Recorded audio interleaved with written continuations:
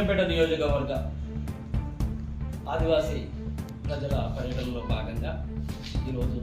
ఇక్కడ గమనించిన విషయం, రాష్ట్ర మంత్రి వర్యులు ఆదివాసీ మహిళా మంత్రి ధనసరి సీతక్క మరి సంవత్సరం కాలం లోపలనే నల్లమల్ల ప్రాంతాన్ని 2 సార్లు పర్యటించడం, ఆదివాసీ ప్రజల బాగోగులను పట్టించుకోవడం, మరి దాన్ని మేము చాలా గొప్పగా అభినందిస్తున్నాం. ఈ ప్రాంతంలో ముఖ్యంగా నల్లమల్ల ప్రాంతం వెనుకబడిన ప్రాంతం,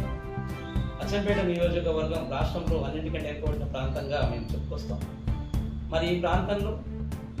ఆదివాసీ సెంచులను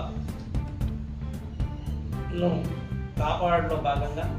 వారికి దుప్పట్ల పంపిణీ కార్యక్రమం అయితే, ఆహార పదార్థాల పంపిణీ కార్యక్రమం అయితే శ్రద్ధ చేసి వారిని సంరక్షించడం చాలా ఆశనీయం. ఈ ప్రాంతంలో ఆదివాసీలు, చెంచులు, లంబాడీలు,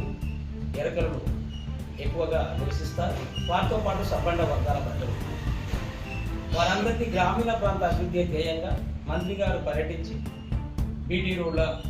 శంకుస్థాపనలు చేయడం, మరి అనేక సంక్షేమ పథకాలకు సంబంధించి వారు కొన్ని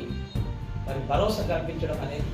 మా ఆదివాసీ సమాజాల ఆడబిడ్డగా మేము కొనియాడుతూ, మరి మరొక అంశంగా ముఖ్యమంత్రి గారి సొంత జిల్లా మరియు నియోజకవర్గం అయినటువంటి అచ్చంపేట ప్రాంతాన్ని మీద శ్రద్ధ పెడుతున్నారని భావిస్తూ